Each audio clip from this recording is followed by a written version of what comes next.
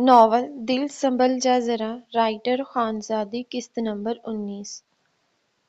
حنان اور ارسل ثانیہ کی بتائی گئی جگہ پر پہنچ چکے تھے۔ چند منٹ بعد ثانیہ فہیم کے ساتھ وہاں آ پہنچی۔ فہیم کے چہرے پر تاثرات کچھ اچھے نہیں تھے۔ کہاں ہے منال؟ فہیم آتے ہی بول پڑا۔ اگر مجھے پتا ہوتا تو میں یہاں کیوں ہوتا؟ حنان ماتھے پر بل ڈالتے ہوئے بولا، تمہاری ذمہ داری تھی میری بہن حنان۔ صرف نکاح کرنے سے شوہر بن جانا کافی نہیں ہوتا، اور بھی فرائض ہوتے ہیں شوہر کے۔ اپنی بیوی کا محافظ ہوتا ہے شوہر، اور تم اپنی بیوی کی حفاظت بھی نہیں کر سکے۔ فہیم نان سٹاپ بولتا چلا گیا۔ مجھے میری بہن واپس چاہیے۔ جیسے ہی منال مل گئی میں اسے واپس لے جاؤں گا اور تم سے خلا دلواؤں گا اسے۔ حنان کڑوے تیور لیے اس کی طرف بڑھا اور فہیم کو گریبان سے پکڑ لیا۔ دوبارہ ایسی بات مت کہنا۔ بہنوئی ہو اسی لیے لحاظ کر رہا ہوں، ورنہ ابھی زمین میں گاڑ دیتا۔ منال صرف میری ہے اور مجھے اس سے کوئی بھی جدا نہیں کر سکتا۔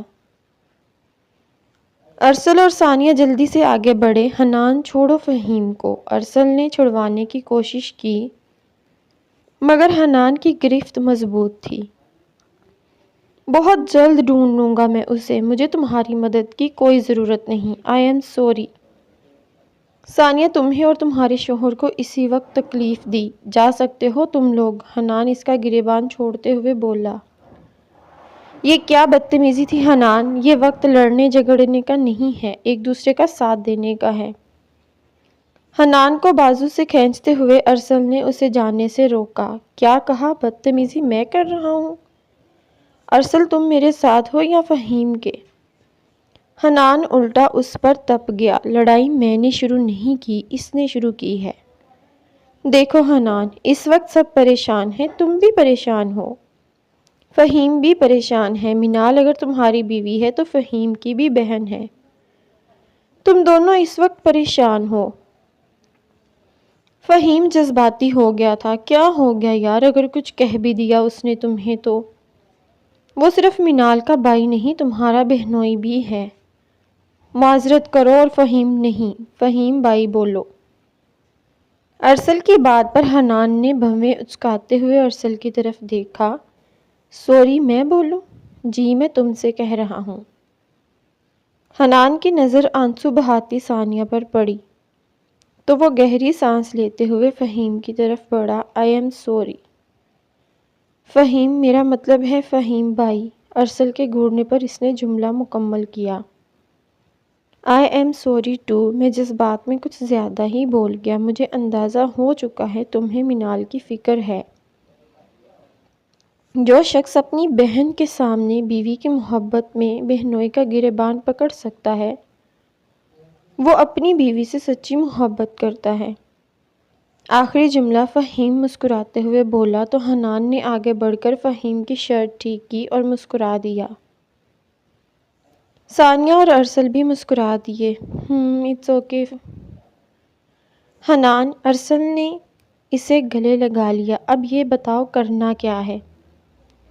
فہیم اسے خود سے الگ کرتے ہوئے بولا۔ ہم یہاں اسی لیے آئے تھے کہ شاید منال کا کچھ پتہ چل سکے۔ آپ کے کوئی اور ریلیٹیوز؟ کہیں منال کسی ریلیٹیو کے گھر یا اپنی کسی دوست کے گھر چلی گئی ہو؟ نہیں حنان، ہمارے یہاں کوئی رشتہ دار نہیں ہے، اور منال کی بس ایک ہی دوست تھی، وہ بھی اب یہاں سے کہیں اور شفٹ ہو چکی ہے، اور شادی کے بعد منال کا اس سے کوئی رابطہ نہیں ہو سکا۔ لیکن حنان ایسا ہوا کیا تم دونوں کے درمیان جو منال نے اتنا بڑا قدم اٹھا لیا؟ ثانیہ جب سے آئی تھی اب بولی تھی۔ حنان نے پیج نکال کر ثانیہ کی طرف بڑھا دیا اور ویڈیو پلے کر کے فون بھی بڑھا دیا۔ ثانیہ نے پڑھ کر فہیم کی طرف بڑھا دیا۔ دونوں ناسمجھی سے فہیم کی طرف دیکھنے لگ پڑے۔ یہ سب کیا دھرا ماہم اور ہانی کا ہے۔ اور ایک غلطی مجھ سے ہوئی جو میں ماہم کے کمرے میں چلا گیا، یہی غلطی میرے گلے کا پھندا بن گئی اور میری خوشیوں کو نگل گئی۔ حنان کا لہجہ درد بھرا تھا۔ فہیم نے اس کے کندھے پر ہاتھ رکھا۔ تم پریشان مت ہو حنان، ہم سب تمہارے ساتھ ہیں، مل کر ڈھونڈ لیں گے ہم منال کو۔ تم اپنی طرف سے کوشش کرو، میں اپنی طرف سے منال کو تلاش کرتا ہوں۔ منال جتنی تمہیں عزیز ہے اتنی ہی مجھے بھی۔ میں تمہارے ساتھ ہوں، جب بھی کوئی ضرورت محسوس ہو یاد کر لینا بس اپنے بھائی کو۔ اب ہم چلتے ہیں، گھر پر کسی کو بتا کر نہیں آئے ہم، اگر ابھی گھر نہیں گئے تو کہیں اماں اور ابا پریشان نہ ہو جائیں۔ ٹھیک ہے۔ حنان نے فہیم کو گلے لگا کر خدا حافظ کہا اور ثانیہ کی طرف بڑھا۔ میری دعا ہے کہ تم ہمیشہ خوش رہو، تمہارا لائف پارٹنر بہت اچھا ہے، تمہاری چوائس بیسٹ ہے۔ ثانیہ نے آگے بڑھ کر اپنے اکلوتے بھائی کو گلے سے لگا لیا۔ اور میری بھی دعا ہے کہ تمہیں منال جلد از جلد مل جائے، آمین کہہ کر مسکراتے ہوئے ثانیہ اس سے الگ ہوتے ہوئے گاڑی کی طرف بڑھ گئی۔ فہیم پہلے ہی گاڑی میں بیٹھ چکا تھا۔ اب کیا کرنا ہے حنان؟ ان کے جاتے ہی ارسل پریشانی سے حنان کی طرف بڑھا۔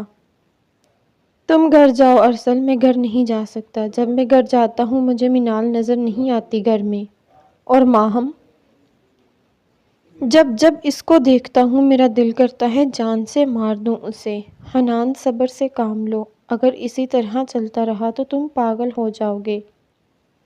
خود کو سنبھالو اور ہمت سے کام لو، اس طرح تو کبھی نہیں ڈھونڈ سکتے تم منال کو۔ کچھ کھایا بھی نہیں ہوگا تم نے ابھی تک، پہلے کچھ کھا لو پھر آگے بڑھنا۔ اور اب تم جاؤ گے بھی تو کہاں؟ ہر جگہ دیکھ چکے ہو تم، اب تو صبح ہونے والی ہے۔ چلو میرے ساتھ میرے گھر کچھ کھا لو، گھر نہ جاؤ میری طرف چلو۔ ارسل اسے زبردستی گاڑی میں بٹھا گیا۔ ارسل نے زبردستی حنان کو کھانا کھلایا اور میڈیسن میں نیند کی گولی ملا کر کھلا دی تاکہ یہ کچھ دیر سو سکے۔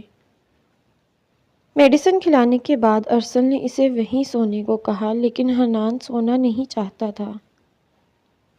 وہ ضد کر رہا تھا کہ اسے جانا ہے منال کو ڈھونڈنے۔ آہستہ آہستہ اس کا سر بھاری ہونے لگ پڑا اور وہ نہ چاہتے ہوئے بھی وہیں بیڈ پر گر سا گیا۔ ارسل نے اس کے شوز اتروا کر اس پر کمبل اوڑھ دیا اور لائٹ آف کرتے ہوئے کمرے سے باہر نکل گیا، اور باہر جاتے ہی حیدر کو کال کر کے بتا دیا کہ حنان اس کے گھر ہے تاکہ گھر والے پریشان نہ ہو جائیں۔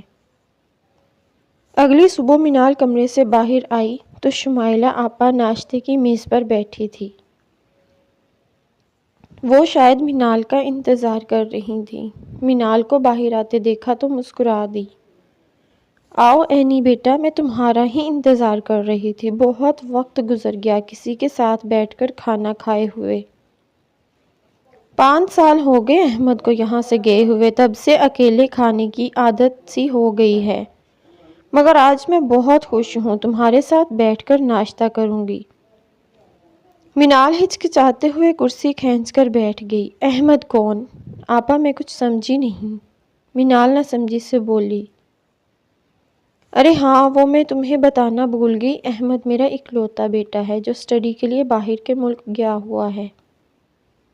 1-2 دن واپس آنے والا ہے، پھر ہم کراچی چلے جائیں گے۔ کراچی کیوں آپا؟ منال کو ان کی بات پر حیرانگی سی ہوئی۔ بیٹا کیونکہ میرا گھر کراچی میں ہے، یہاں تو میں ایک بزنس میٹنگ کے لیے آئی تھی، یہ گھر بھی میرا ہی ہے، جب اصغر صاحب، میرا مطلب میرے شوہر زندہ تھے تب ہم یہیں رہتے تھے احمد کے ساتھ، مگر ان کے گزر جانے کے بعد میرا یہاں رہنا مشکل ہو گیا تھا، اسی لیے میں نے کراچی میں گھر خرید لیا اپنے مائکے کے پاس۔ بزنس بھی سنبھالنا تھا اور احمد کو بھی، ایسے میں مجھے احمد کو 10 سال کی عمر میں بورڈنگ اسکول میں بھیجنا پڑا۔ بہت مشکل وقت گزارا ہے میں نے اپنے بیٹے کے بغیر، اب تو جیسے ساری دعائیں پوری ہونے والی ہیں، اب بس پڑھائی مکمل ہو گئی اس کی، اب خود سے مزید دور نہیں جانے دوں گی میں اپنے بیٹے کو۔ تم شروع کرو ناشتہ، میں بھی نہ کیا باتیں لے کر بیٹھ گئی ہوں، یہ باتیں تو پھر کبھی بھی ہو جائیں گی۔ مینال سوچ میں پڑ چکی تھی۔ پتہ نہیں گھر میں سب کیسے ہوں گے، پتہ نہیں میں نے ٹھیک کیا یا نہیں۔ کوئی بات نہیں، آہستہ آہستہ سب بھول جائیں گے۔ حنان کی آنکھ کھلی تو خود کو ارسل کے گھر میں پایا۔ جلدی سے اٹھ کر باہر کی طرف دوڑا۔ مجھے مینال کو ڈھونڈنے جانا تھا اور میں سو گیا، شٹ۔ ارسل نے حنان کو باہر جاتے دیکھا تو اس کے پیچھے چل پڑا۔ رکو حنان، میں بھی تمہارے ساتھ چلوں گا۔ حنان نے گاڑی کا دروازہ کھولا تو ارسل گاڑی میں بیٹھ گیا۔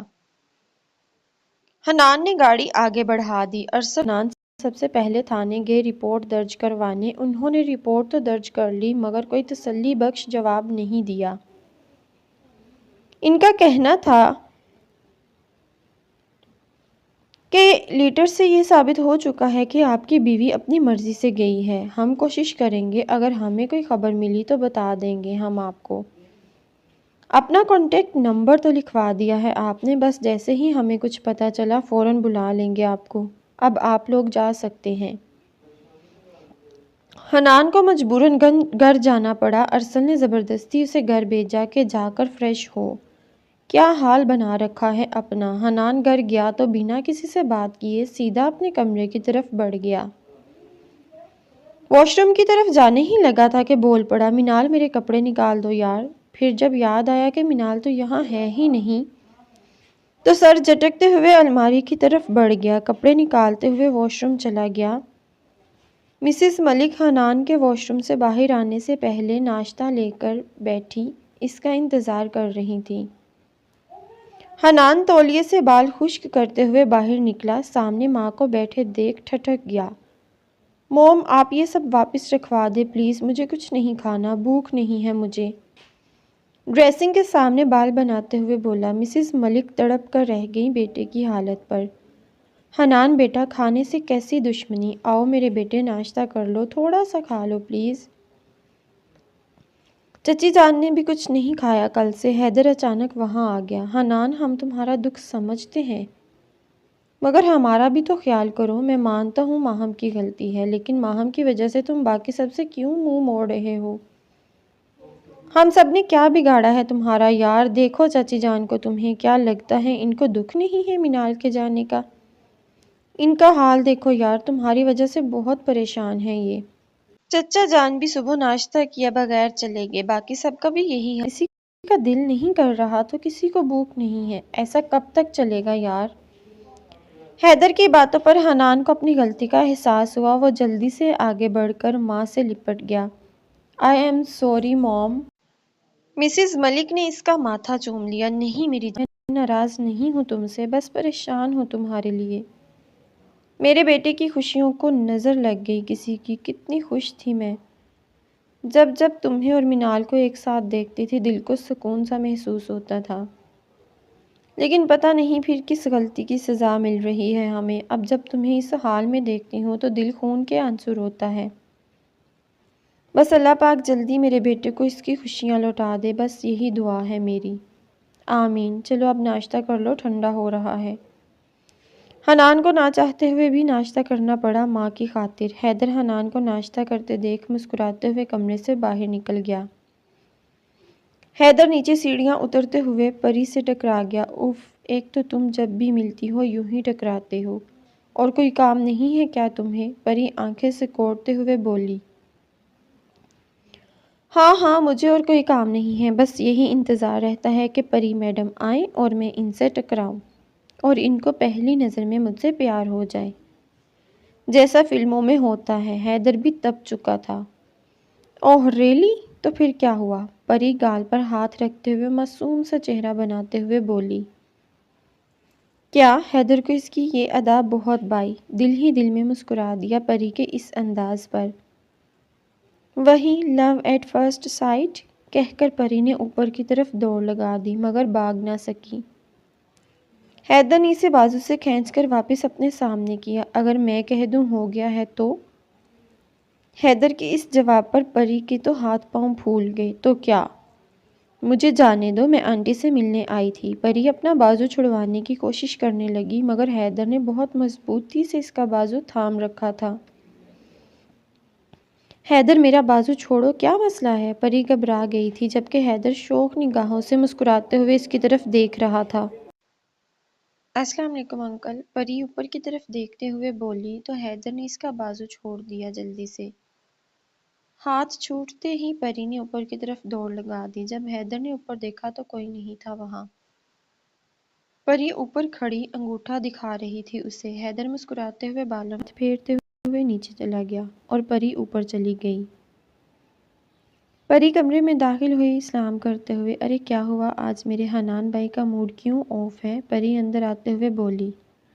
ارے پری آؤ بیٹا بیٹھو ناشتہ کرو، وہ حنان کی طبیعت تھوڑی خراب ہے اسی لیے۔ مسز ملک نے بہانہ بنا دیا۔ وہ نہیں چاہتی تھی کہ حنان کے سامنے پھر سے کوئی منال کی باتیں دہرائے۔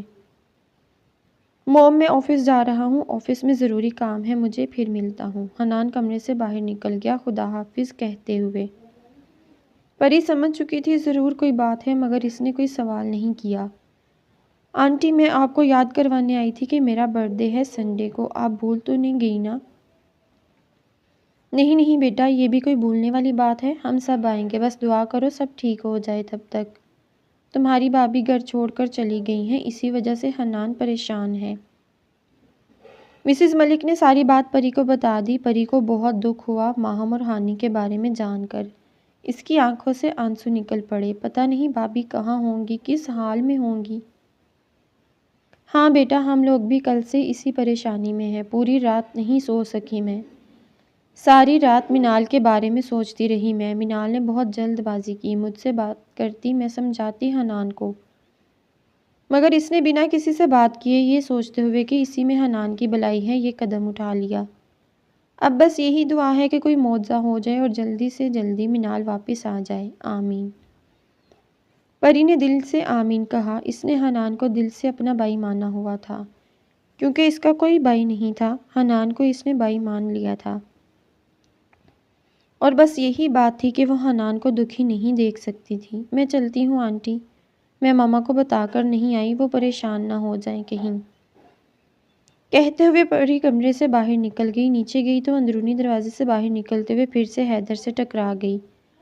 لگتا ہے اب تم کروا کے ہی چھوڑو گی، حیدر شرارت سے مسکراتے ہوئے بولا، جبکہ پری چپ چاپ کھڑی آنسو بہا رہی تھی۔ حیدر کی نظر اس پر پڑی تو اس کی مسکراہٹ ایک پل میں غائب ہوئی۔ حیدر اس کی بھیگتی جھیل سی گہری آنکھوں میں کھوسا گیا۔ پری آگے بڑھ گئی۔ حیدر جلدی سے اس کی طرف بڑھا۔ آئی ایم سوری پری، تم چپ ہو جاؤ پلیز، میں مذاق کر رہا تھا۔ اٹس اوکے، میں تمہاری وجہ سے نہیں رو رہی، وہ تو بس منال بھابھی کا پتہ چلا تو دکھی ہو گئی میں۔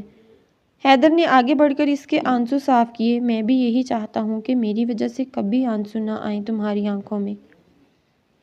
پری گھبرا کر پیچھے ہٹی حیدر کی اس حرکت پر۔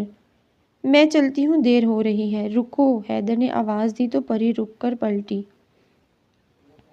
آج کے بعد کبھی رونا مت، کیونکہ تم روتے ہوئے بالکل بندریا لگتی ہو، کہہ کر حیدر نے دوڑ لگا دی، جبکہ پری ہنستے ہوئے باہر کی طرف بڑھ گئی۔ دروازے کی اوٹ میں چھپ کر پری مسکراتے دیکھ حیدر بھی مسکرا دیا۔ تو اسے کہتے ہیں پہلی نظر میں پیار۔ حیدر بالوں میں ہاتھ پھیرتے ہوئے واپس مڑا تو اس کے ہوش اڑ گئے۔ پیچھے اس کی ماما کھڑی تھی۔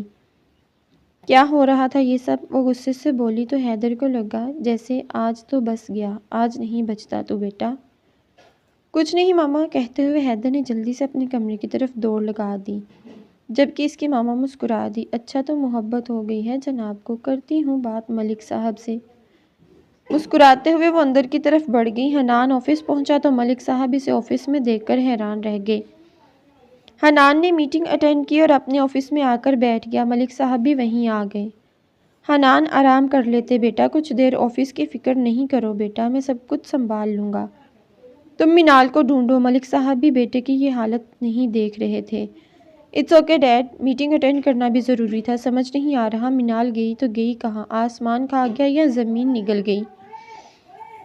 ہر جگہ تلاش کر لیا ہے میں نے مگر کچھ پتہ نہیں چل سکا۔ پریشان مت ہو، اللہ پر بھروسہ رکھو، سب ٹھیک ہو جائے گا۔